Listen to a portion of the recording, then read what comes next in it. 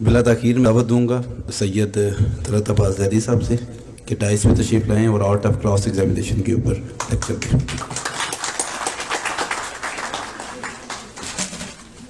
بسم اللہ الرحمن الرحیم۔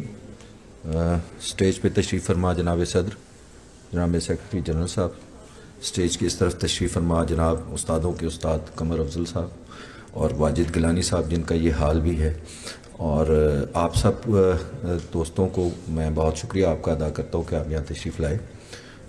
صدر صاحب نے فرمایا ہے کہ جو لائرز ہاسپٹل ہے اس کے لیے انہوں نے ظاہر ہمیں لکھا بھی، لیکن ہم یہ سمجھتے ہیں کہ راولپنڈی بار اسلام آباد راولپنڈی بار کا ہی حصہ ہے، اس لیے کوئی ایم او یو تو ہم کریں گے فارملی، ہو نہ ہو آپ اس کے اپسو فیکٹو کہہ لیں یا خود کہہ لیں، آپ اس کے ممبر ہیں اور آپ کو وہ تمام سہولیات میسر آئیں گی جو ہمیں میسر آئیں گی۔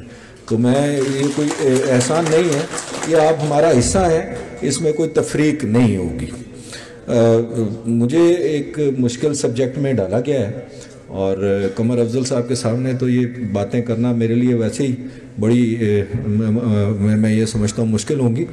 بہرحال since it is a long subject, since it's an art, تو میں یہ بغیر وقت ضائع کیے بغیر وی گو ٹو دی سبجیکٹ۔ گزارش یہ ہے کہ cross examination is an art, اور آرٹ ہر آدمی کا مختلف ہوا کرتا ہے، it varies from person to person, ہر کراس ایگزامینر کا یہ آرٹ مختلف ہوتا ہے، لیکن اس کے کچھ چیدہ اصول طے کر دیے جاتے ہیں، اور اساتذہ نے جو نسخے دیے ہیں ان میں سے پھر ان پر عمل پیرا ہو کر جو آپ چلتے ہیں تو رفتہ آپ سیکھتے جاتے ہیں۔ جیسے آپ ڈرائیونگ میں آپ پہلا دن آپ کا اور ہوتا ہے، اور ایک مہینے کے بعد اگر آپ ریگولرلی ڈرائیو کر رہے ہیں تو آپ کی پریکٹس میں وہ آپ کو کمانڈ حاصل ہو جاتی ہے، اور یہی اگر سالوں پر محیط ہو جائے تو آپ کہیں دیکھ رہے ہوتے ہیں اور آپ گاڑی چلا رہے ہوتے ہیں۔ اسی طرح کراس ایگزامینیشن جو ہے وہ آپ کی پریکٹس سے، آپ کے بار بار کرنے سے آئے گی، اور یہ وہ مختلف اور مشکل سبجیکٹ ہے۔ اسپیشلی میں چونکہ میری سائڈ جو ہے وہ کرمنل سائڈ ہے، میں اسی حوالے سے ہی آپ کو آج بتاؤں گا۔ تو چونکہ سنس اٹ از یہ بہت مشکل سی چیز ہے جو آپ میں ابتدائی سٹیج پہ لگتی ہے، لیکن جو ہم وقت رفتہ کے ساتھ اس کے ساتھ چلتے جاتے ہیں تو میں آہستہ اس پہ کمانڈ حاصل ہو جاتی۔ کرمنل سائڈ پہ آپ کا مقدمہ کراس ایگزامینیشن سے نہایت خراب ہو سکتا ہے اور کراس ایگزامینیشن سے بہت بہتر ہو سکتا ہے۔ تو اس کے لیے ایک کلیہ اساتذہ نے بتایا ہے، اور وہ آپ نے کئی بار سنا ہوگا، بار سنا ہوگا، کہ اذان ہو رہی ہے تھوڑا دیر۔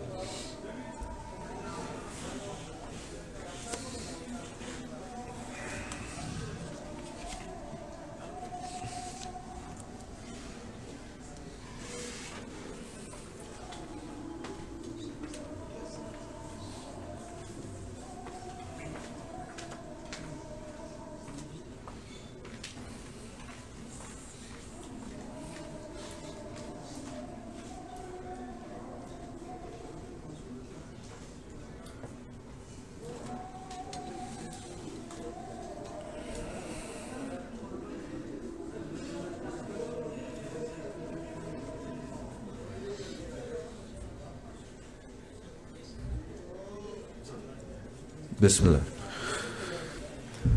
تو ایک جملہ ہمیں بتا دیا جاتا ہے، ایک نسخہ بڑا سا دے دیا جاتا ہے کہ جرا یہ ہے کہ کیا نہیں پوچھنا، واٹ ناٹ ٹو آسک۔ ایک کلیہ اساتذہ بتاتے ہیں کہ یار یہ جو کراس ایگزامینیشن کا بنیادی پرنسپل یہ ہے کہ آپ نے عدالت میں کیا سوال نہیں کرنا، کیا نہیں پوچھنا، لیکن اس کے پیچھے ایک بڑا جو ہے نا وزڈم موجود ہے۔ اس کو آپ نے ایک جملے میں تو آپ کسی کو نہیں سمجھا سکتے بھئی کیسے کیا نہیں پوچھنا۔ اگلا سوال یہ ہے کہ پھر ہم یہ کیسے ڈٹرمن کریں گے کہ ہم اگر کورٹ میں جائیں گے تو ہمیں کیا نہیں پوچھنا، واٹ ناٹ ٹو آسک۔ تو اس کے لیے میں آپ کو 2-3 چیزیں جو میری سمجھ سے ہیں، جو میں ایکسپیرینس آپ سے شیئر کر سکتا ہوں۔ ایک تو ڈیپینڈ کرتا ہے آپ کا کیس کے پریپریشن، ایک حصہ جو ہے وہ آپ کی پریپریشن پہ ڈیپینڈ کرتا ہے کہ آپ کس قدر اس کیس کی پریپریشن کرتے ہیں۔ وہ بھی میں آپ کو بتاؤں گا کہ کیسے آپ اپنے بریف کو پریپیئر کریں گے for the purpose of cross examination. پھر آپ نے کورٹ میں جو آپ کا جو سٹائل ہے یا کورٹ میں آپ کن کن ٹولز کو اپلائی کریں گے کراس ایگزامینیشن میں ٹو گین یور آبجیکٹ. اور پھر آخر میں آپ کو ایک چشمدید گواہ 302 کے مقدمے کے چشمدید گواہ کا جو ایک سیٹ نمونہ ہے یا کہہ سکتے ہیں کہ ایک سیٹ جو اس کا آپ سمجھ لیں کہ جس سیٹ پیٹرن کے اوپر جرا کی جاتی ہے آئی وٹنس کی، وہ آپ کو دے دوں گا کہ نارملی اگر آپ کی خود پریپریشن نہیں ہے تو پھر اس فارمولے کے تحت آپ کراس ایگزامینیشن کریں. For the purpose of preparation میں آپ نے دیکھا ہوگا کہ آپ کے پاس نارملی جو ریکارڈ ہوتا ہے وہ 3 فائلوں کے حصے میں ہوتا ہے. ایک کورٹ کا جو ہے 173 کی رپورٹ ہوتی، چالان جسے ہم کہتے ہیں، اس کے ساتھ ایک آرڈر شیٹ کورٹ کی چل رہی ہوتی ہے جو کورٹ نے اپنے ڈے ٹو ڈے آرڈرز یا ڈیٹ وائز لکھنے ہوتے ہیں، اور ایک پولیس فائل ہوتی ہے جو نائب کورٹ کے پاس ہوتی ہے. پولیس فائل کی حد تک میں آپ سے عرض کر دیتا ہوں کہ وہ ایسا ڈاکومنٹ ہے جو لیگلی آپ اوبٹین نہیں کر سکتے، نہ آپ کو کرنا چاہیے. اگر آپ کی ایکسیس ہو جائے اس کو پڑھنے تک، اگر آپ کو کہیں موقع مل جائے تو بہترین یہ ہوگا کہ آپ اس کو دیکھ لیں کسی طریقے سے اگر آپ دیکھ سکتے ہیں. ادروائز وہ ڈاکومنٹ ہے جو کورٹ میں ریفر نہیں کیا جا سکتا. اب آ گئی 173 کی رپورٹ. 173 کی رپورٹ کے ساتھ میں جناب صدر کو خوش آمدید کہتا ہوں. میری خوش نصیبی کہ وہ آج تشریف لائے اور مجھے ان کے سامنے چند باتیں کہنے کا. جی مہربانی سر.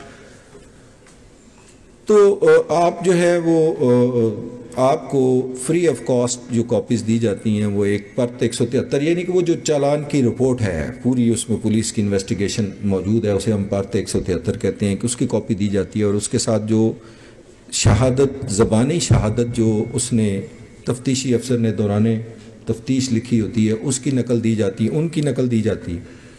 اور اس کے علاوہ آپ کو قوائف موقع دیے جاتے، یہ فری آف کاسٹ آپ کو ملتی ہے. لیکن بطور ایک وکیل کے آپ کی ذمہ داری ہے کہ آپ کو جوڈیشل ریکارڈ سارا پتہ ہو. تو اس کے لیے آپ اس 173 رپورٹ کی پوری کاپی، سرٹیفائڈ کاپی لے لیں، بے شک سرٹیفائڈ لے لیں جیسے آپ کے پاس آتی. اب اس کی تیاری کا مرحلہ ہے.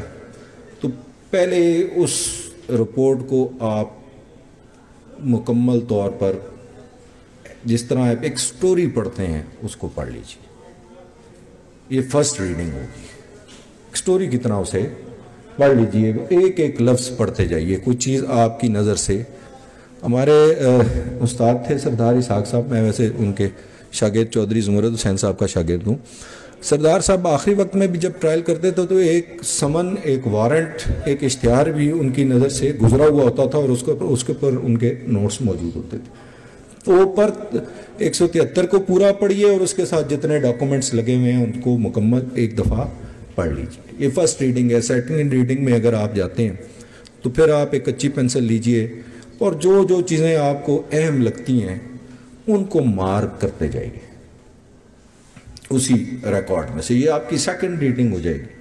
تھرڈ ریڈنگ میں آ کر آپ نے اپنی جو پریپریشن فائل ہے اس کو تیار کرنا شروع کرنا ہے.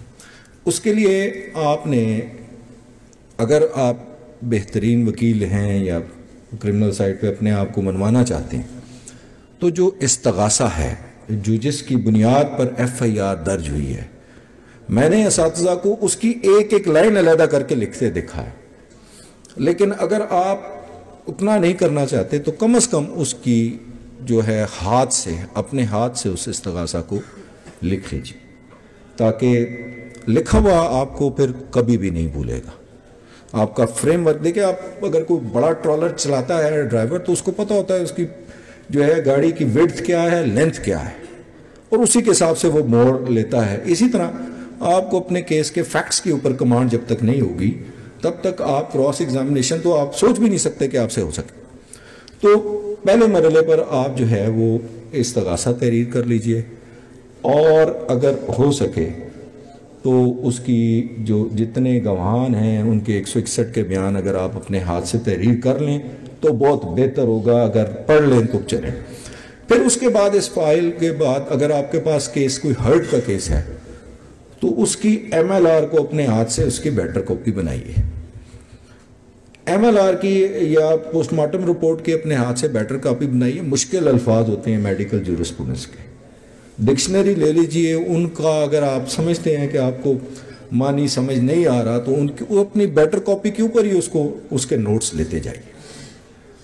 تو اب آپ کو جب آپ اس ایف آئی آر کا لکھ لیتے ہیں اور یہ بنا لیتے ہیں تو پھر اب آپ نے ایک 1 پیج بریف بنانا ہے.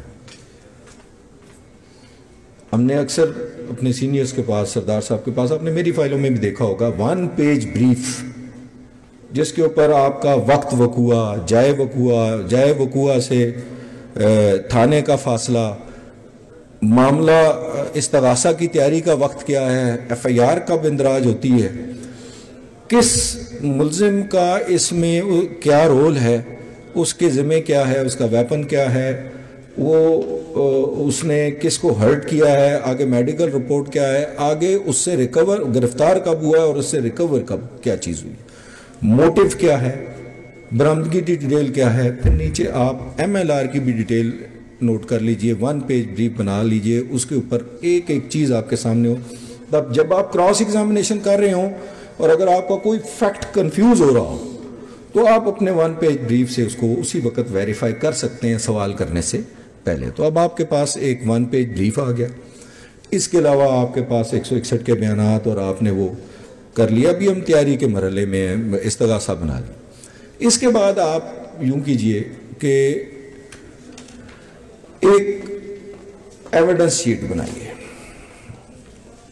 ایویڈنس کا چارٹ بنائیے اور اس کو الیبوریٹ کیجئے, اس کو تقسیم کیجئے سیٹس میں کہ کون سا گواہ کس سیٹ کا ہے. یعنی اگر 2 گواہ ایسے ہیں جن کی موجودگی میں پولیس نے موقع سے کوئی مٹی خون آلود لی ہے, کوئی خول وغیرہ لیے ہیں اور اس سیٹ کے 2 گواہ ہیں, کوئی موٹیو, اگر کوئی موٹیو کے گواہ رکھے گئے ہیں تو فرض کریں تو آپ موٹیو کا ایک سیٹ بنا لیں کہ اس کا گواہ فضل دین ہے اور اس کا گواہ اس سیٹ کا اس پورشن پہ یہ گواہ موجود ہے. کوئی چشمدید گواہ ہے, آکولر کا گواہ ہے تو اس کے جتنے گواہ ہیں اس کا ایک سیٹ بنا لیجیے.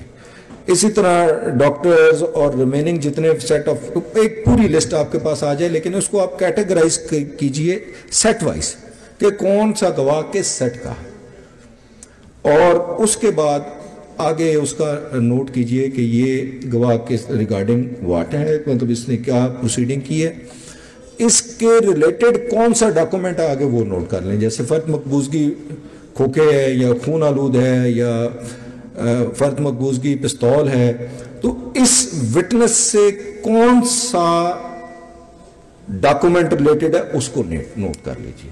اور اس کے آگے پھر جو کیس پراپرٹی اس سے ریلیٹڈ ہے کہ اس کی موجودگی میں پستول برآمد ہوا ہے, ڈنڈا برآمد ہوا ہے, کوئی چیز برآمد ہوئی ہے, اس کا نوٹ لے لیجئے.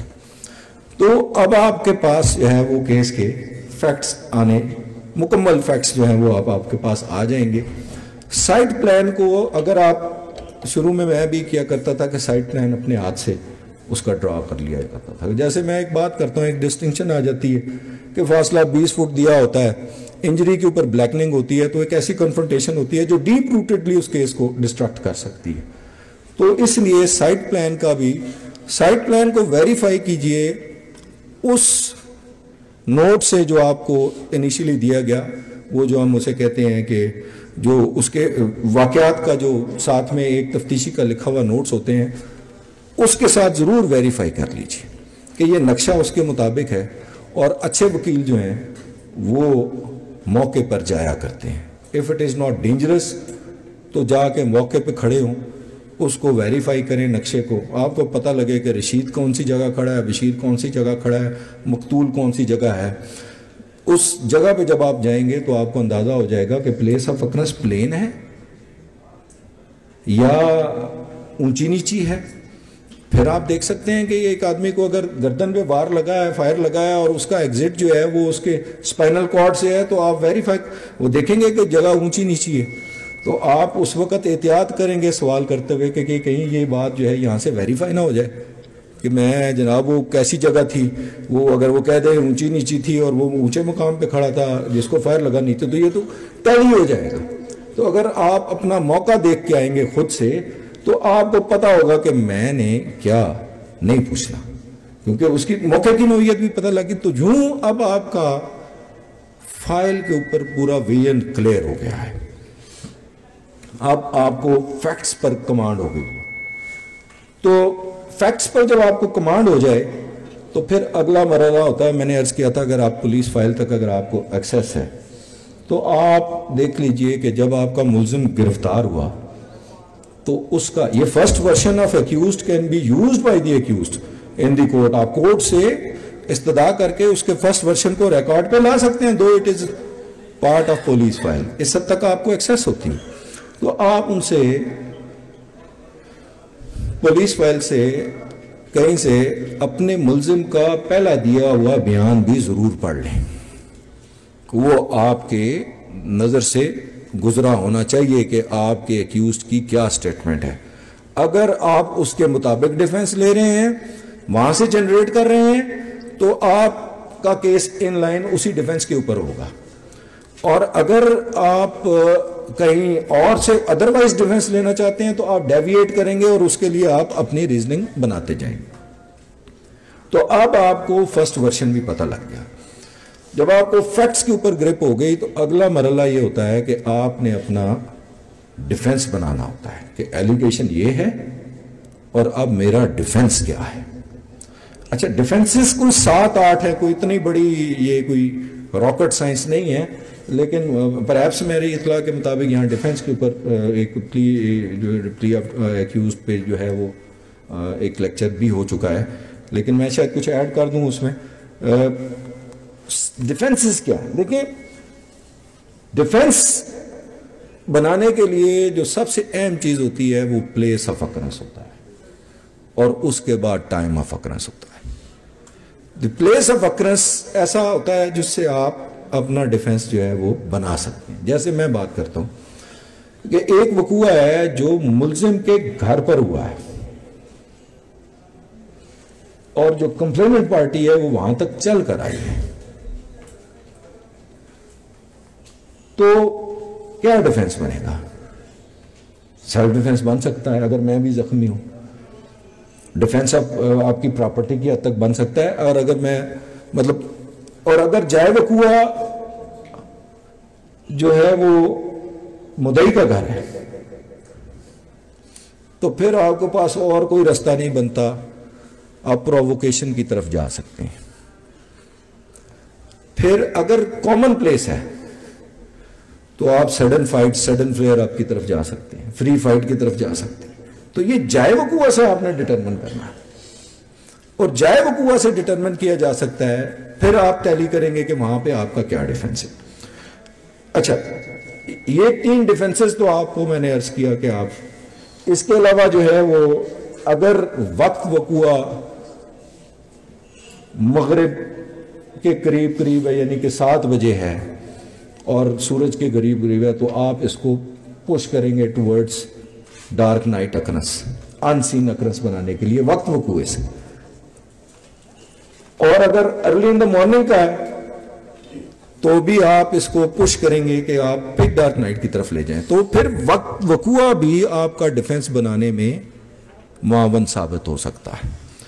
پھر پلی آف ایلیبائی ہے, لیکن یاد رکھیے گا پلی آف ایلیبائی جو ہے وہ ڈاکومنٹڈ ہو تو اس پر سٹینڈ کریں. اور اگر آپ کے پاس بہت ٹرسٹ ورتھی ہے, پولیس نے بلیو کر لیا, پھر تو آپ کو فائدہ دے گی.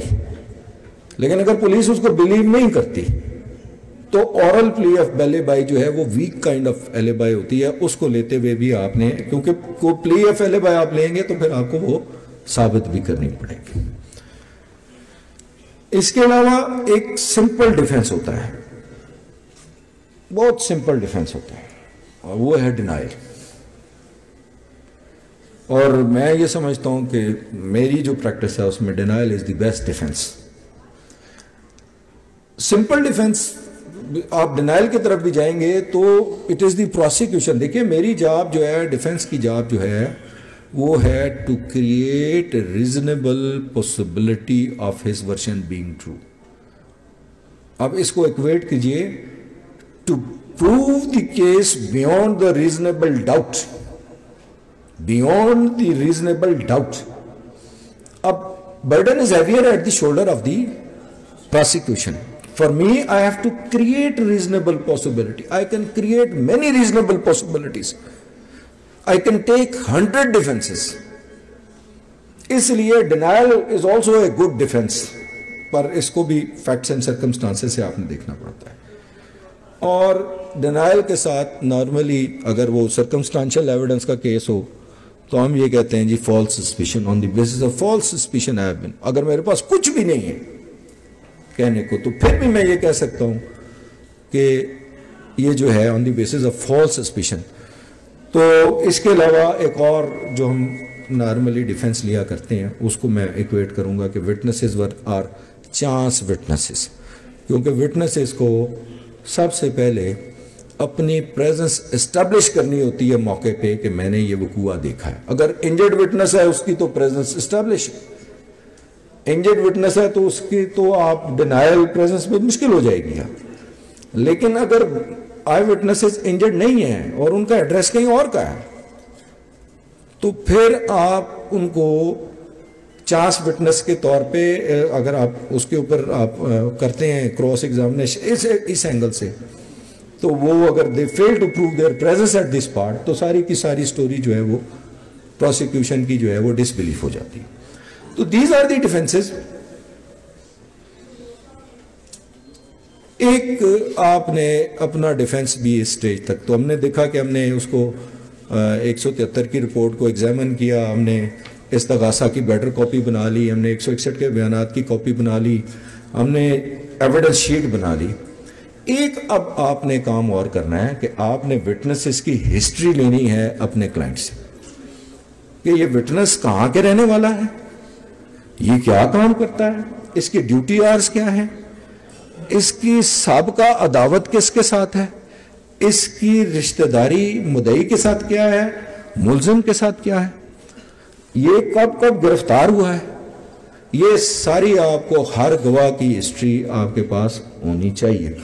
اگر آپ کو ہسٹری مل جاتی ہے تو جب آپ اسے کراس ایگزامن کرتے ہیں تو آپ کہتے ہیں رفیق یار تو 307 مقدمے گرفتار ہوا سے, تو رفیق جو ہے وہ وہاں سے کانفیڈنس لوز کرنا شروع کر دے گا کہ کونسل کو تو سب کچھ پتا ہے میرے بارے میں, تو وہ اس کو آپ کو پھر کراس ایگزامن کرنا آسان ہوگا. تو وٹنس کی ہسٹری لے لیجیے. تو اس سٹیج میں اس مرحلے پہ ہم جو ہے وہ اس حد تک پہنچ چکے ہیں کہ ہم نے اپنا کیس جو ہے وہ تیار کر لیا. ایک اور میں آپ کو تھیوری بتا دوں کہ بعض اوقات ہم ایک ڈیفینس لیتے ہیں اور ایک ڈیفینس ہم کراس ایگزامینیشن سے جنریٹ کرتے ہیں اور ان دی گارب اب ہم تیسرا بھی ڈیفینس کریٹ کر لیتے ہیں. جیسے آپ ایک کیس ہے 2013 SCMR 383 میں اکثر ریفر کیا کرتا ہوں. اس میں ایکیوز نے سیلف ڈیفنس لیا تھا, جائے وقوع اس کے گھر کا تھا. اس نے کہا کہ میں نے سیلف ڈیفنس میں یہ مرڈر کیا, اور 342 میں بھی یہی اس کا اسٹیٹمنٹ تھا. لیکن کورٹ نے کہا یہ دونوں وٹنس جو ہیں یہاں کے رہنے والے نہیں ہیں اور ان دونوں کی موجودگی جس طرح یہ آکولر اکاؤنٹ دے رہے ہیں یہ میڈیکل ایویڈنس سے کنٹراڈکٹ کر رہی ہے, تو ہم ان دونوں کی موجودگی کو موقع پہ تسلیم نہیں کرتے اور ایکیوز کو بینیفٹ آف ڈاؤٹ دے کے انہوں نے ایکوٹ کر دیا. کیونکہ کراس ایگزامینیشن میں انہوں نے ایک ڈیفینس کے ساتھ دوسرا اور دوسرے کے ساتھ تیسرا بھی جنریٹ کر لیا تھا. تو بعض اوقات ہم سڈن پرووکیشن کے ساتھ فری فائٹ جو ہے وہ جنریٹ کر لیتے ہیں. تو گزارش یہ ہے کہ اپنے ڈیفینس پر کلیئر ہوں جب آپ جا رہے ہوں, اپنے ایویڈنس کے اوپر کلیئر ہوں, آپ کا اکوپمنٹ جو ہے وہ سارا ریڈی. اب جو ٹول اپلائی کیے جاتے ہیں اس کے علاوہ آپ ذرا گیپسز بھی آپ کو نوٹ کر لیے ہوں گے کہ پروسیکیوشن کے کیس میں کہاں کہاں گیپ ہے. جب آپ کو پتہ لگ گیا ہوگا کہ نقشہ موقع پر ملزم کو 4 فٹ کے فاصلے پہ کھڑا کیا گیا ہے مقتول سے اور کوئی بلیکننگ, ٹیٹوئنگ, چیئرنگ کوئی ایسا چیز موجود نہیں ہے, تو یہ ایک گیپ ہے. اب جیسے ایک رات کا وقوع ہے اور کسی نے اس میں لائٹ کا ذکر نہیں کیا ایف آئی آر میں اور بیانوں میں، تو یہ ایک گیپ ہے. تو آپ کو یہ پتہ لگ گیا کہ جو گیپ ہیں وہ میں نے اپنی کراس ایگزامینیشن سے فل نہیں ہونے دینے. کم از کم جتنا کیس بن کے آئے اس کو وہاں تک رہنا ہے. ان چیزوں پر سوال نہیں کرنا جہاں پراسیکیوشن خاموش ہے اور پراسیکیوشن کو نقصان پہنچتا ہے. تو اگر فرض کریں ایف آئی آر میں لائٹ کا ذکر نہیں ہے تو آپ گواہ سے یہ پوچھنا پسند کریں گے کہ جناب اس وقت لائٹ جل رہی تھی یا نہیں، تو یہ گیپ آپ کے سوال سے فل ہو گیا. تو یہاں پر وہ بات آئے گی کہ آپ نے کیا نہیں پوچھنا. آپ نے آپ کو ریسٹرینڈ کرنا کراس ایگزامینیشن میں سب سے بڑا مشکل کام ہوتا ہے کہ آپ اپنے آپ کو محدود کیسے کرتے ہیں. تو جو گیپسز آپ نے نوٹ کر لیے ان پر آپ نے سوال نہیں کرنا. فرض کریں گواہ آ کے کہہ دیتا ہے کہ جی اس وقت لائٹ جل رہی تھی اور ان کے پہلے بیان میں یہ نہیں ہوتا، تو آپ اسے کنفرنٹ کرائیں گے کہ جناب بیان میں لکھوایا تھا کہ یہ لائٹ جل رہی تھی، اور وہاں وہ اس ڈس آنیسٹ امپروومنٹ اس کی آپ نے ہائی لائٹ کر دینی. تو گیپسز آپ نے نوٹ کر لیے جب آپ نے فیکٹس کے اوپر کمانڈ حاصل کر لی. اب سر جو اس حد تک آپ کو پتہ بھی لگ گیا کہ جو گیپ ہیں وہ آپ نے فل نہیں ہونے دینے اور امپروومنٹ کو آپ نے کنفرنٹ کرا دینا ہے. ایک پرنسپل ہے جو پہلے پاکستان میں اپلیکیبل نہیں تھا، پھر 2019 کی ججمنٹ میں آیا، اور پھر اب کسی کیسز میں کئی کیسز میں اپلیکیبل ہو جاتا ہے، کہیں نہیں ہوتا. فالسس اونو فالسس ان اومنی بس، کہ اگر کوئی گواہ ایک نقطے پر جھوٹ بولے اور اس کا جھوٹ ثابت ہو جائے تو اس کی تمام ٹیسٹیمنی کو، اس کی تمام شہادت کو رد کر دینا چاہیے. یہ یورپ میں اور اس طرف اپلیکیبل ہوا کرتا تھا. پھر 2019 میں سپریم کورٹ نے کہا کہ یہاں بھی یہ اپلائی ہونا چاہیے کہ جب وٹنس حلف آ کے دیتا ہے کہ میں اللہ کی قسم کھا کر کہتا ہوں کہ میں سچا بیان دوں گا، اور اس کے بعد دوسرے جملے میں وہ یہ کہتا ہے جی میں موقع پہ موجود تھا، اور اس کا جو ہے وہ اپنے حلف سے ڈیویٹ کر جاتا ہے، تو پھر ایسے گواہ کو کیوں بلیو کیا جائے؟ تو اب یہ پرنسپل جو ہے وہ آپ کے نوٹس میں ہونا چاہیے جب وائل کراس ایگزامننگ دی وٹنس. اب آپ اپنے بریف کے ساتھ کورٹ میں آ گئے ہیں. ایک پریکٹس بہت چل پڑی ہے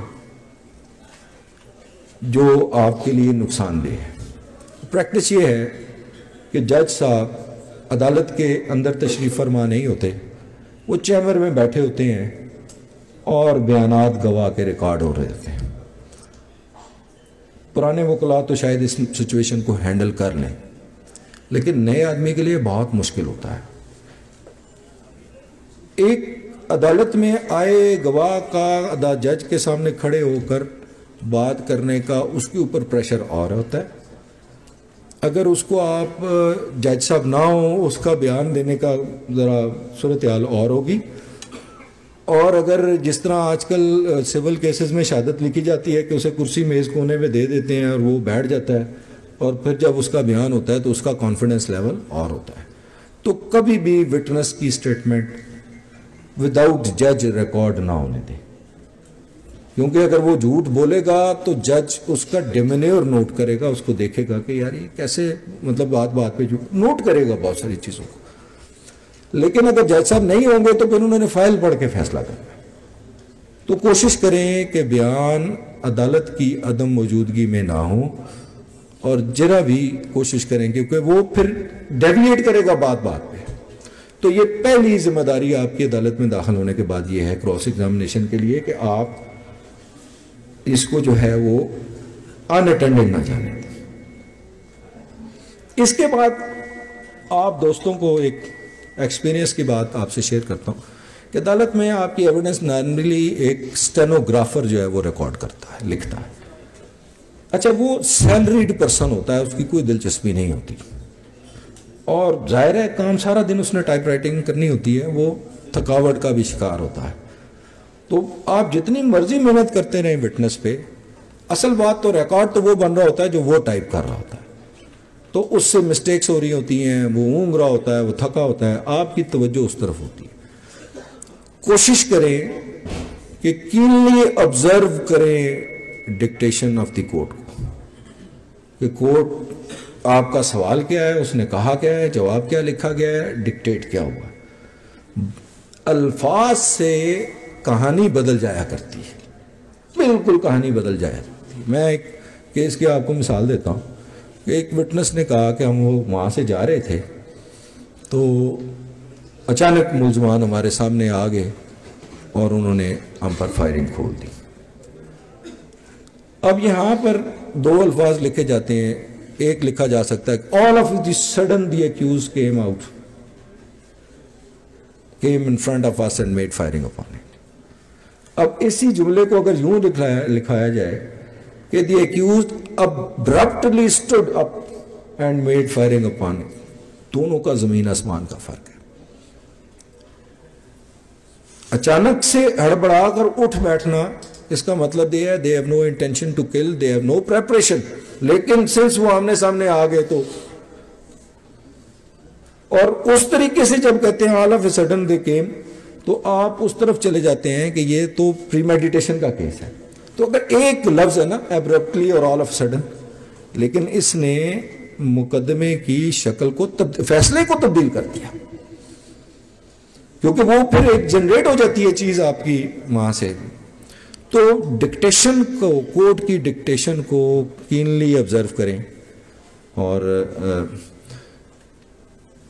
اس کے اوپر جو ہے وہ آپ نظر رکھیں کہ کیا بیان ہو رہا ہے، کیا سنا جا رہا ہے اور کیا لکھا جا رہا ہے. واچفل رہنا ہے آپ نے. اگر واچفل نہیں ہوں گے تو ساری کی ساری کراس ایگزامینیشن جو اس کا رزلٹ ہے، جو تحریر کی صورت میں ریکارڈ پہ آنا ہے، وہ ویسٹ ہو جائے گا. تو کینلی واچ کریں، آبزرو کریں. جب آپ نئے ہوتے ہیں تو آپ اپنے سینئر کی فائل پڑھیں رات کو، جس میں انہوں نے کراس ایگزامینیشن کرنی ہے. صبح آپ نے جا کے وہاں پہ اپنی کورٹ میں اس کو واچ کریں کہ کیسے وہ بیان دے رہا ہے، سینئر کیا سوال کر رہا ہے، اور ان سوالوں میں پھر بات کیجئے اپنے سینئر سے. وہ آپ کو ایکسپلین کریں گے کہ یہ کویسچن میں نے کیوں کیا اور کون سے کویسچن میں نے کیوں چھوڑے. تو اب ایک تو مرحلہ یہ ہوا کہ ڈکٹیشن ہو گئی. ایک کراس ایگزامینیشن کا اصول میں نے مختلف کتابوں میں پڑھا ہے کہ آپ کراس ایگزامینیشن کرتے ہوئے with the very flat face cross examine کریں، with the very flat face. اگر آپ نے اس سے بہت کچھ گین بھی کر لیا ہے تو don't give any expression to it کہ آپ نے اس سے بہت کچھ لے لیا ہے. اور اگر آپ بہت نقصان بھی ہو گیا تو بھی آپ نے with the flat face اس کو کراس، اس کا کانفیڈنٹ لیول نہیں بڑھنے دینا ہوتا. دیکھیے میں ایک چھوٹی سی بات کرتا ہوں، یہ ہے تو آف دی ریکارڈ ہے. 5 سے 7 منٹ 10 منٹ ہوتے ہیں وکیل کے پاس گواہ پر قابو پانے کے. اس کے بعد گواہ قابو پا جاتا ہے. اس لیے آپ نے کوئی امپریشن نہیں چھوڑنا اس کے اوپر. کوشش کریں کہ آپ فوکس رہیں اپنے ڈیفنس کے اوپر، اپنے کیس کے اوپر. غیر ضروری سوالات، مطلب جو آپ کے ڈیفنس سے ریلیٹ ہی نہیں کرتے. فرض کریں آپ کا ڈیفنس ہے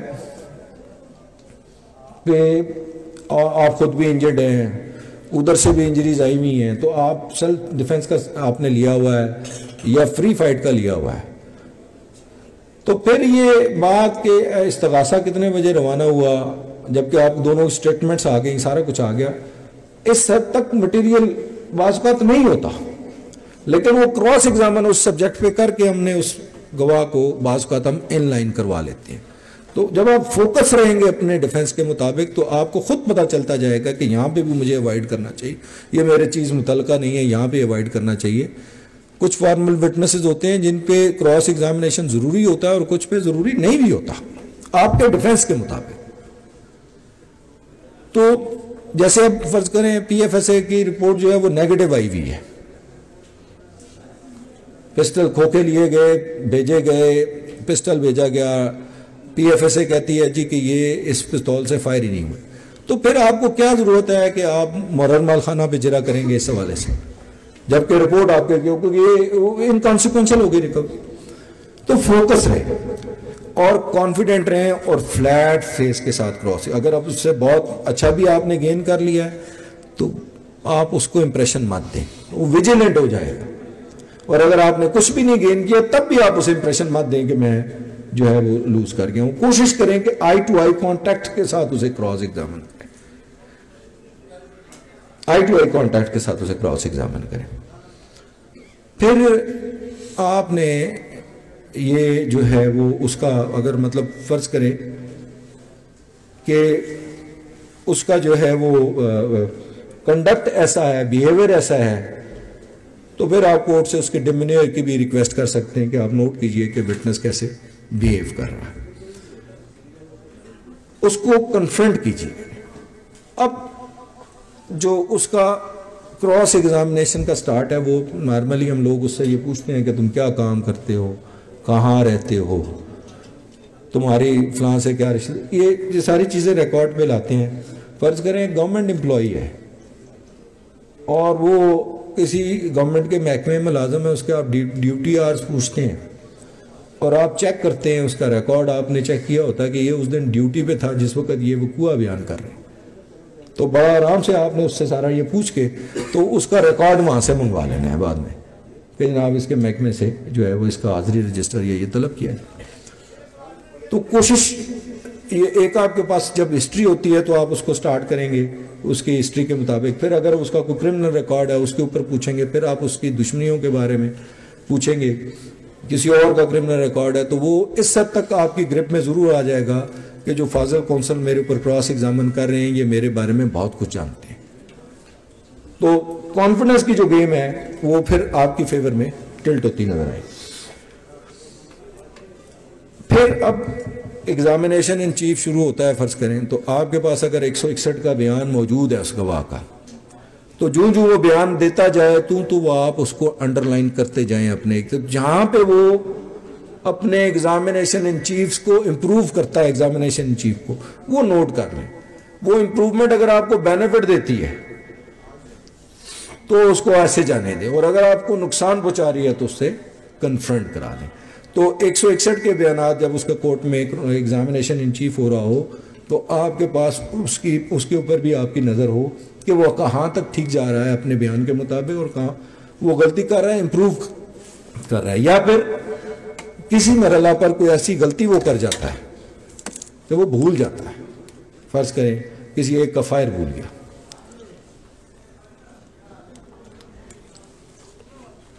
تین ملزمان پہ فائرنگ الیج تھی، دو کا بتایا، ایک کا وہ بھول گیا، آپ کے پاس نوٹ تھا، اب آپ جرا کرنے لگے ہیں تو کیا آپ پوچھنا چاہیں گے اس سے کہ بھائی وہ تیسرا فائر کہ تم نے لکھوایا تھا کس کو لگا؟ آپ کو نہیں پوچھنا چاہیے۔ تو جو امپروومنٹ آپ کو نقصان پہنچائے اس کے اوپر آپ کنفرنٹ کرائیں، جو آپ کو فائدہ دے اس کو آپ نے وہی پرنسپل جو کہ کیا نہیں پوچھنا اس پہ لا کے اس کو چھوڑ دیجیے۔ اب میں آپ سے عرض کرتا ہوں کہ کراس ایگزامینیشن کے 3 ٹول ہوا کرتے ہیں جو ہم اپلائی کرتے ہیں کراس ایگزامینیشن کے بیگ میں، سمجھے جیسے ایک مکینک کے ٹول ہوتے ہیں اس طرح۔ ایک ٹول ہوتا ہے انٹروگیٹری کوشچن، آپ انٹروگیٹ کرتے ہیں اس سے کچھ چیزیں۔ ایک ٹول ہوتا ہے لیڈنگ کوشچن کے بعد، آپ اسے لیڈنگ کوشچن سے ایک لائن کی طرف چلاتے ہیں، اور پھر فائنل ٹول جو آپ اپلائی کرتے ہیں وہ سجیشن کا ہوتا ہے۔ سجیشن آپ لاتے ہیں ڈیفنس کی صورت میں بھی، جیسے ایک گواہ کہتا ہے جی کہ اس کے بیان میں نہیں ہے کہ اس وقت جو ہے وہ لائٹ جل رہی تھی، اور وہ اپنے بیان میں کہتا ہے جی اس وقت تو لائٹ جل رہی تھی، تو آپ اسے کنفرنٹ کراتے ہیں کہ کیا آپ نے 161 کے بیان میں یہ بات تحریر کروا دی تھی کہ اس وقت لائٹ جل رہی تھی؟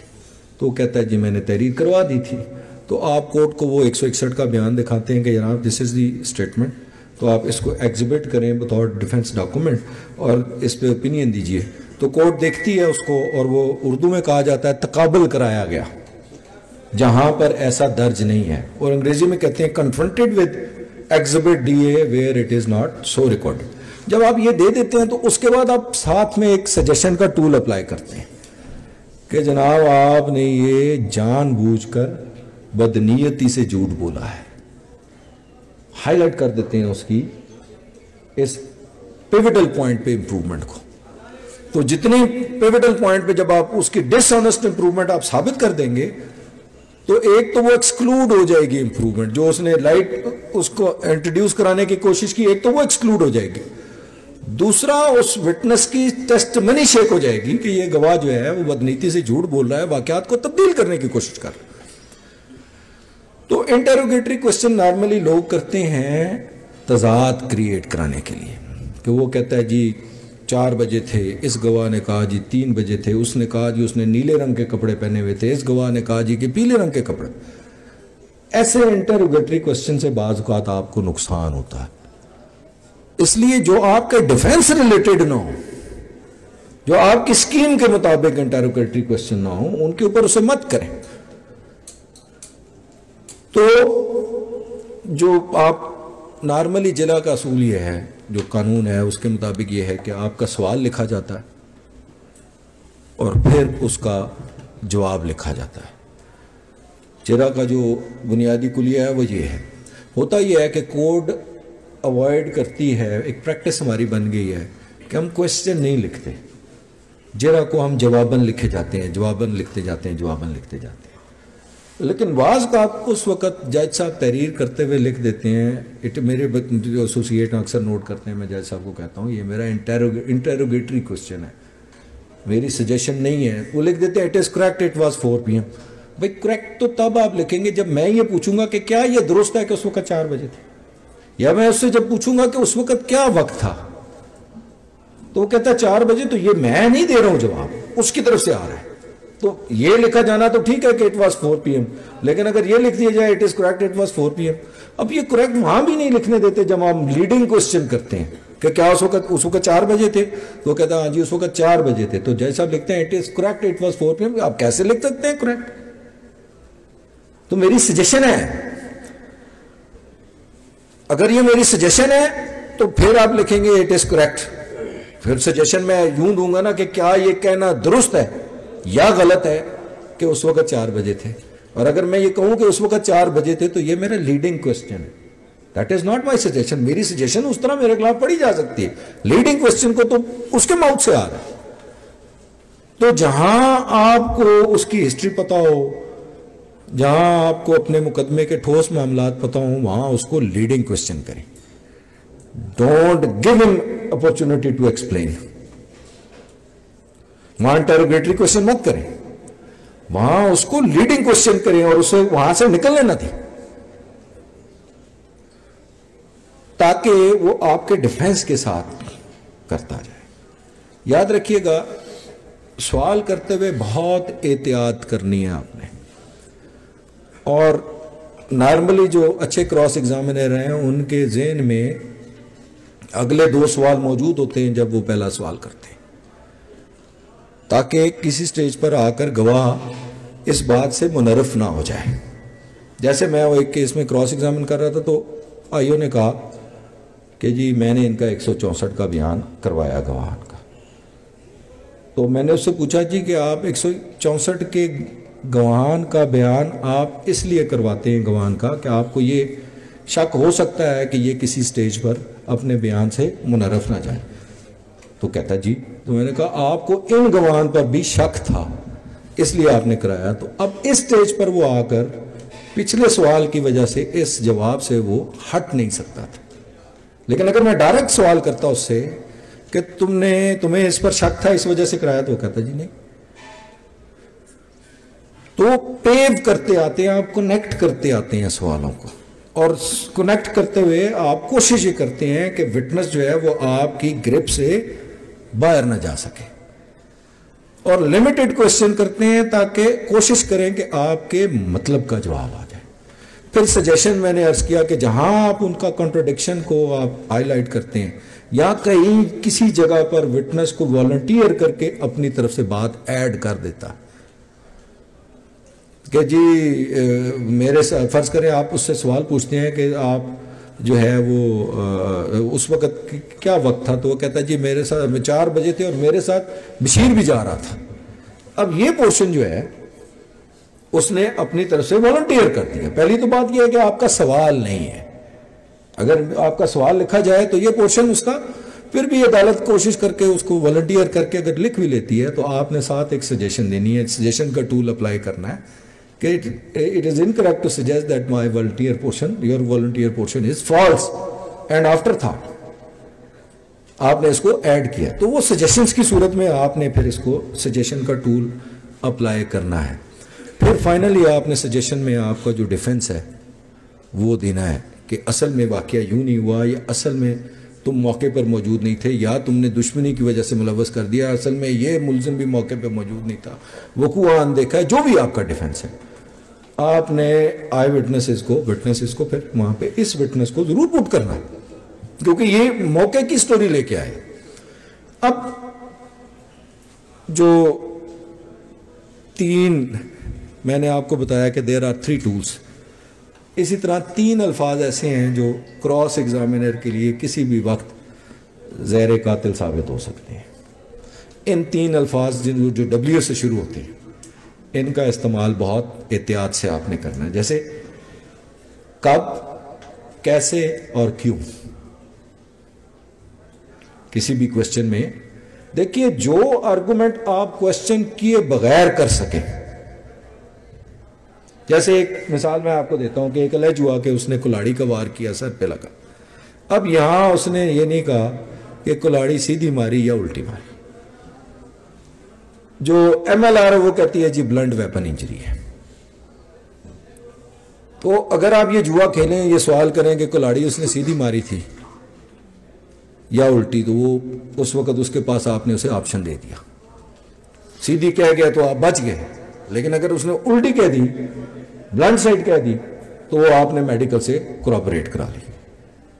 تو یہاں پر وہ فارمولہ استعمال ہوتا ہے کہ آپ نے کیا نہیں پوچھنا۔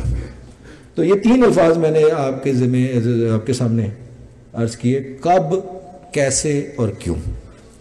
دیکھیے جی، کب کا استعمال آپ حسب ضرورت کر سکتے ہیں، حالانکہ ڈینجرس لفظ ہے پروسیکیوشن کی سٹوری کو بھی کسی نہ کسی جگہ پہ، لیکن اگر آپ کا کہیں سے جنریٹ ہو رہا ہے تو آپ کب کے بارے میں اسے پوچھیں کہ وین، ایز ٹو وین۔ کیسے کا بھی استعمال بہت خطرناک ہے، کیونکہ اس میں بھی ایکسپلینیشن آ سکتی ہے، لیکن چلیں پھر بھی آپ حسب ذائقہ اس کو استعمال کر سکتے ہیں، حسب ضرورت اس کو استعمال کر سکتے ہیں۔ لیکن کیوں کا لفظ آپ اپنی ڈکشنری سے نکال دیں۔ کبھی کسی وٹنس سے ایسا سوال کہ کیوں تم نے ایسا کیا، کیوں تم وہاں گئے، کیونکہ ایسے کیوں کے کسی بھی کیوں کے جواب میں وٹنس کو آپ you give an opportunity to give his own explanation whatever he wants. آپ نے اپنی گرفت سے اس کو کرکٹ میں کہتے ہیں فل ٹاس کرا دی، آف والی کرا دی، اس کے اوپر چھوڑ دیا جو مرضی کا۔ اس لیے کبھی بھی کوشش کریں کہ کراس ایگزامینیشن میں ایکسپلینیشن نہ یہ آپ خود پوچھ رہے، یہ آپ کے خلاف استعمال ہو سکتا ہے۔ اس لیے جس کیس میں جس پوائنٹ پر آپ سمجھتے ہیں کہ پروسیکیوشن کے پاس ایکسپلینیشن ہی کوئی نہیں ہے، آپ وہاں پوچھتے ہیں کہ کیوں ایسا ہوا اور وہ ایکسپلینیشن دے دیتا ہے، تو یہ گیپ آپ کی جرا کی وجہ سے جو ہے وہ فل ہو گیا۔ تو ہم نے اب اسیس کیا، وہ ایک سوال تھا آپ کے پاس کہ کیا نہیں پوچھنا، تو اب آپ سمجھ آئیے آپ کو کہ تیاری کے حساب سے آپ نے فیصلہ کرنا ہے کہ آپ نے کیا نہیں پوچھنا۔ آپ نے یہ ٹول اپلائی کرنے ہیں اور گرپ میں رکھنا ہے وٹنس کو، اور باقی میں نے عرض کر دیا۔ ایک اور جو امپورٹنٹ چیز ہے وہ یہ، ایک کلیہ کافی نہیں ہے۔ میں اساتذہ سے بعض اوقات اختلاف کرتا ہوں، یہ میرا ذاتی ایکسپیرینس ہے۔ میں یہ کہتا ہوں کہ اس کے ساتھ ایک اور جملہ ایڈ کر لیجیے کہ غلط پوچھنے سے نہ پوچھنا بہتر ہے۔ اگر آپ غلط سوال اب آپ سمجھ آ گیا کہ آپ کو یہ میں کروں نہ کروں کنفیوزڈ ہیں، تو it's better not to ask, کیونکہ غلط آپ پوچھیں گے تو اس غلط پوچھنے سے آپ کا کیس خراب ہونے کا احتمال ہوگا، اور اگر آپ اس کا جواب آپ کے مطلب کا آ بھی جاتا ہے تو ہو سکتا ہے وہ گیپ ہو جو وہ فل ہو جائے۔ تو یہ نہیں ہے کہ کراس ایگزامینیشن یہ ہے کہ کیا نہیں پوچھنا، میں یہ کہتا ہوں کراس ایگزامینیشن یہ بھی ہے کہ غلط پوچھنے سے نہ پوچھنا بہتر ہے۔ اور اگلا ایک جملہ ایڈ آپ کو کر دوں کہ ایک گواہ سے آپ نے سوال کیا اور اس نے کہا کہ مقتول اور ملزم کے درمیان جو ہے وہ 20 فٹ کا فاصلہ تھا، جبکہ میڈیکل ایویڈنس یہ کہتی ہے کہ زخم کے اوپر بلیکننگ ہے، فائر آرم وونڈ کے اوپر بلیکننگ ہے، جو کہ میڈیکل سائنس یہ کہتی ہے کہ وہ 4 فٹ سے زیادہ نہیں ہو سکتی۔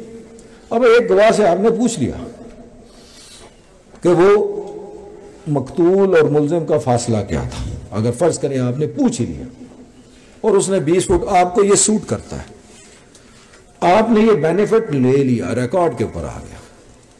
اب آپ دوسرے گواہ سے اگر یہ سوال کریں گے تو عین ممکن ہے کہ وہ یہ کہہ دے کہ جناب 4 فٹ تھا. یو گین دی بینیفٹ اور دوسرے وٹنس پہ آپ نے لوز کر دیا. تو پھر جو میں عرض کرنا چاہ رہا تھا کہ ایک گواہ سے پوچھے ہوئے سوال کو دوسرے گواہ سے نہ پوچھنا بہتر ہے. جب آپ نے بینیفٹ لے لیا، ریکارڈ کے اوپر آ گیا، تو اب جب تک اس کے خلاف بات ریکارڈ میں نہیں آئے گی آپ کو بینیفٹ ہی رہے گا. تو جب آپ نے بینیفٹ ایک لے لیا ایک وٹنس سے، تو why to ask that question to the other, کہ آپ اس کو پھر موقع دیں کہ اس کو ٹھیک کریں. اور یہ یاد رکھا کریں کہ جب گواہ کوئی آتے ہیں تو وہ ٹیوٹرڈ ہو کے آتے ہیں، تیار ہو کے آتے ہیں، لہذا آپ کو بھی تیار ہو کر جانا ہے. اب میں آپ کو فائنلی، جو ظاہر ہے کافی ٹائم ہو گیا، ایک 302 کے گواہ پر کراس ایگزامینیشن، وٹنس کے اوپر کراس ایگزامینیشن کا جو آزمودہ فارمولہ ہے اساتذہ کا، وہ میں اپنے ایسوسیٹس کو بھی بتایا کرتا ہوں. ایک فارمولہ ہے جس کے اوپر کراس ایگزامن کیا جاتا ہے. آپ دیکھ لیں گے، میں نے جو آبزرو کیا، جتنے بھی سینئر اچھے کراس ایگزامنر گزرے ہیں ان کی میں نے ساری کراس ایگزامینیشن پڑھی ہے، اور بڑی بڑی کمال کی کراس ایگزامینیشن ہوتی ہے. لینتھی کراس ایگزامینیشن آپ کے کیس کو خراب کر سکتی ہے، کبھی بھی ٹھیک نہیں کرے گی. جس کیس میں آپ کے پاس کچھ بھی نہ ہو، اس کیس میں آپ نے لینتھی کراس ایگزامینیشن کرتے ہیں کہ شاید کچھ مل جائے، ورنہ lengthy cross examination is not recommendable. کوشش کریں کہ آپ کی اپنا اگر کام ہو جائے، آپ اپنی چیزیں اویل کر دیں، تو اس کو کوشش کریں کہ اس کو محدود رکھیں اور ٹارگیٹڈ رکھیں. اب جو فارمولے کی بات آ رہی ہے، تو میں نے دیکھا ہے اساتذہ کو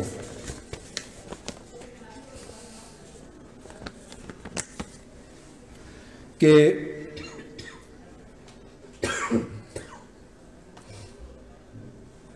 وہ پریکٹس میں یہ کرتے تھے کہ انہیں اپنے سوال کا اندازہ ہوتا تھا کہ اس کا جواب کیا آئے گا.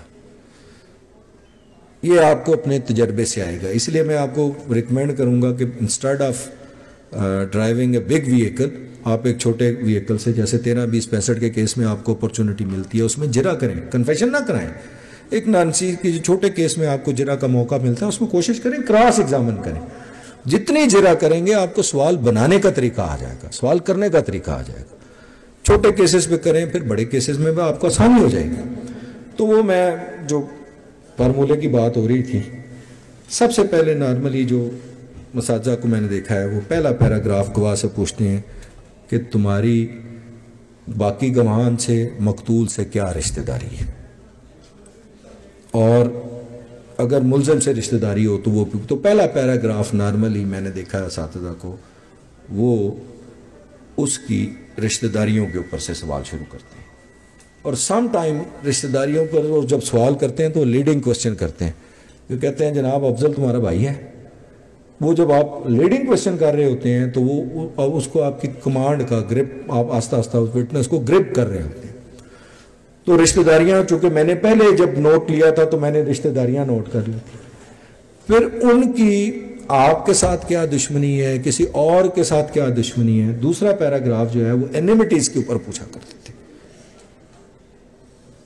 تیسرا پیراگراف نارملی وہ اس کی اپنی جو کاروبار ہے، جو وہ بزنس کرتا ہے، جو اس کے ٹائمنگ ہے، اس کے بارے میں پوچھتے تھے، اور اس کی اپنی اگر کوئی کرمنل ہسٹری ہے تو اس کے بارے میں پوچھتے تھے. اس کے بعد یہ پیراگراف جب کمپلیٹ ہو جاتا ہے تو جو کنٹرڈکشن انہوں نے 161 کے بیانات میں سوٹ انہیں کرتی ہیں، وہ کنٹرڈکشن کے پیراگراف کے اوپر لے آیا کرتے تھے کہ تم نے فلاں جگہ یہ بیان دیا تھا. یہ کنفرنٹیشن اپنی مکمل کر لیتے ہیں. تو پہلے رشتہ داریاں، دشمنیاں، کاروبار، یہ ایک پیراگراف ہو گیا، پریویس ہسٹری. اور اس کے بعد اس کے دوسرے پیراگراف میں نارملی وہ کنفرنٹیشنیں لاتے تھے، جتنے تضاد اس نے اپنے بیان میں کیے ہیں، جو امپروو کیا. پھر اس کے بعد جو ہے اگر ان کے کیس میں کوئی موٹیو الیج کیا گیا ہے، تیسرا پیراگراف نارملی موٹیو کے اوپر ہوا کرتا ہے کہ موٹیو کے اوپر وجہ انات جس کی وجہ سے یہ جرم ہوا اس کے اوپر کراس ایگزامن کرتے تھے اور اس کو شیک کرنے کی کوشش کرتے تھے۔ پچھلے دنوں میں کیس کر رہے تھے، اس میں موٹیو یہ تھا کہ 6 ماہ پہلے جھگڑا ہوا تھا، اس کی وجہ سے آج انہوں نے حملہ کیا۔ اب یہ 6 ماہ جو جھگڑا تھا یہ موٹیو تھا، پھر اس میں کراس ایگزامینیشن ہوئی کہ بھائی وہ کب ہوا، اس کا کوئی دلیری درخواست دی، کس کے سامنے، یہ سارا کچھ پوچھ کے تو اس کو شیک کیا گیا تھا کہ موٹیو جو ہے وہ تو موٹیو کا جو سبجیکٹ ہے وہ کراس ایگزامینیشن میں پیراگراف 3 آ جائے گا یا 4 آ جائے گا۔ اگلا وہ وقوعے کو 3 حصوں میں تقسیم کیا جاتا ہے، وقوعے کو کسی بھی واقعے کو 3 حصوں میں تقسیم کرتے ہیں، pre concert, concert and after concert, قبل از وقوع اور وقوع کے بعد کے حالات۔ تو جب آپ کراس ایگزامن کرتے ہیں تو وقوع سے قبل کے واقعات میں آپ تھوڑے سے کمفرٹیبل ہوتے ہیں، اور اسی طرح وقوع کے بعد کون کون کہاں لے گیا، اسپتال کیسے پہنچے، تمہارے کپڑے خون، یہ چیزیں جو ہیں یہ بعد از وقت اکرنس کے 3 حصے ہوتے ہیں۔ اگر وٹنس کو جب آپ پری کنسرٹ سٹارٹ کرتے ہیں آپ کو اندازہ ہوتا ہے کہ یہ کتنا اختیار ہے، تو instead of entering into the occurrence آپ جمپ کر کے آفٹر اکرنس چلے جاتے ہیں۔ آپ کو محسوس ہوتا ہے کہ یہ تو ہر پوائنٹ پہ تیار ہے یار، تو آفٹر دی اکرنس آپ پوچھتے ہیں، آفٹر دی کنسرٹ پوچھتے ہیں، اور پھر آپ کوشش کرتے ہیں کہ وہ کنسرٹ کے اوپر آ جائیں، وقوعے کے اوپر آ جائیں۔ لیکن یہ جو وقوع ہے یہ ریڈ زون ہے۔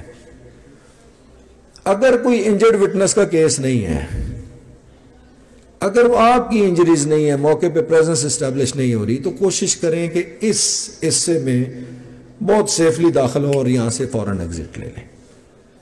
وقوعے کے اندر زیادہ دیر رہنا آپ کی کراس ایگزامینیشن کے لیے آپ کو نقصان دہ ہو سکتا ہے۔ لیکن اگر زخمی گواہ کا کیس ہے، کچھ 4 زخمی گواہ ہیں، آپ بھی زخمی ہیں، کوئی وجہ ہی نہیں ہے، آپ وہاں سے اسکپ ہو سکتے ہیں، تو پھر آپ وہاں پہ رہ کر اس کو ایکسپینڈ کر سکتے ہیں۔ جیسے گفتگو ہے پر تو اس پیریڈ کو ایکسپینڈ کر سکتے ہیں کہ تاکہ اس سے آپ اس کے پرووکیشن بنا لیں، اشتعال بنا لیں، فری فائٹ بنا لیں، پھر آپ اس ایریے میں رہ سکتے ہیں۔ ادروائز وقوعے کے درمیان آپ کو کم رہنا ہے۔ تو پھر میں نے عرض کیا آپ سے کہ پہلے رشتہ داریاں، دشمنی، ہسٹری، کاروبار، یہ سارا آپ ایک پیراگراف میں پوچھ لیتے ہیں، ایک پیراگراف میں اس کی کنفرنٹیشن کرا لیتے ہیں، ایک پیراگراف میں آپ موٹیو پہ آ جاتے ہیں، اور اگلے پیراگراف میں آپ اکرنس کے اوپر آتے ہیں، اور اکرنس کے بھی آپ پھر 3 پارٹ کرتے ہیں، ایک بیفور دی اکرنس، ایک اکرنس، اور ایک آفٹر دی اکرنس۔ تو وٹنس اگر تیار نہیں ہے، لیزی ہے، سلو ہے، تو آپ وہاں سے ہی انٹر ہو کے آگے نکل جاتے ہیں۔ لیکن اگر آپ دیکھتے ہیں کہ تیار ہے تو پھر آپ بعد کی چیزیں پوچھتے ہیں، پھر اس کو واپس لاتے ہیں تاکہ اس وقوع سے اس کی توجہ تھوڑی بہت ہٹ جائے۔ پھر جب آپ یہ کر لیتے ہیں تو پھر فائنل پورشن ہوتا ہے آپ کے ڈیفنس کا، سجیشن کا، اور آپ فائنلی سجیسٹ دیتے ہیں کہ یہ وقوع، سجیسٹ کرتے ہیں کہ یہ وقوع، آپ کا جو ڈیفنس ہے آپ سجیشن پٹ کر لیتے ہیں۔ تو یوں آپ کی ایک آئی وٹنس کی کراس ایگزامینیشن کمپلیٹ ہو جاتی ہے، اور آخری سجیشن جو راؤنڈنگ سجیشن ہوتی ہے وہ ہم ضرور دیتے ہیں کہ it is incorrect to suggest that I depose falsely, کہ اگر کوئی کمی بیشی کسی سوال میں رہ گئی ہے یا کسی پورشن آف ایویڈنس کو اس نے اسٹیٹمنٹ دی ہے اور آپ نے چیلنج نہیں کیا، اس پورشن پہ آپ نے کراس ایگزامن نہیں کیا، تو فائنلی راؤنڈنگ اس کو کر کے تو وہ کور کر لیتی ہے۔ اب 2-3 گزارشات اور کرتا ہوں، ہو سکتا ہے میں آپ کو پوری طریقے سے یہ بات نہ بتا سکوں، سمجھا سکوں، یا اس سبجیکٹ کے اوپر میری کمانڈ اس طرح نہ ہو، لیکن بڑے اچھے کراس ایگزامنر گزرے ہیں۔ اگر آپ اور کچھ نہیں کر سکتے تو کم از کم کوشش کریں کہ ان کی ہوئی فائلیں آپ کو، کراس ایگزامینیشن کی ہوئی فائلیں کہیں سے مل جائیں۔ ریکمینڈیبل، سب سے اسٹرانگلی ریکمینڈیبل نام جو ہے وہ احسان قادر شاہ صاحب کا ہے سرگودا سے۔ اگر آپ کو ان کی بنی ہوئی کوئی فائل مل جائے تو آپ فارمیٹ کے طور پہ رکھیں، آپ کو پتہ چلے کہ میں نے اب اس گواہ پہ جرح کرنی ہے، تو ایک طریقہ یہ ہے کہ آپ ان کی جرح پڑھ کے جائیں، آپ کو اندازہ ہوگا کہ میں نے اس کو کہاں پہ ٹریپ کرنا ہے۔ اگر آپ اسی طرح ملک رفیق صاحب، ان کی پروبیبلٹیز کے اوپر کمال جرح ہوتی تھی۔ سردار اسحاق صاحب ہو گئے، ملک رب نواز نون ہو گئے، چودھری زمرد صاحب، بڑے بڑے اچھے، یہاں پہ آپ کے سینئر بہت اچھے رہے ہیں، ان کی کوئی بنی ہوئی آپ کو فائل مل جائے تو وہ فائلیں اپنے پاس نمونے کے طور پہ رکھیے. اگر آپ اچھے کراس ایگزامینر میری طرح نہیں بن سکتے تو نقل ضرور مار سکتے ہیں, کم از کم آپ وہاں سے کچھ آئیڈیاز آپ کو ضرور آ جائیں گے. اس کے علاوہ سر آپ اچھے آتھرس کی بک پڑھ سکتے ہیں اس کے اوپر, کراس ایگزامینیشنس کے اوپر. پھر ایک آخری حال جو میں نے ایک دفعہ اپنے ایک دوست کو بتایا, وہ مرحوم دنیا میں نہیں ہے, تو انہوں نے مجھے, چودھری وارث صاحب کی بات کر رہا ہوں, بھائی تھے میرے, تو ایک سوال کیا کہ یار ڈیفینس کیسے بناتے ہیں؟ میں کہ یار آسان سا طریقہ, بیٹھتے ہیں 1 سال کے سارے کرمنل رسالے, کرمنل سائٹ کے جتنے رسالے ہیں وہ سارے جو آپ کے ڈائجسٹ ہیں وہ نکالتے ہیں, اس میں ریلیٹڈ دیکھتے ہیں وقوع کے مطابق ہمارا کیا ڈیفینس بنتا ہے, لوگوں نے کیا ڈیفینس لیے ہوئے. اگر ہمارے وقوع سے کوئی میچ کرتا ہے ڈیفینس اس کے اندر ہوتا ہے تو آپ 4-5 دیکھ کے تو اس کے مطابق آپ اپنا ڈیفینس بھی یہ چیزیں وہاں سے بھی آپ ارن کر سکتے ہیں.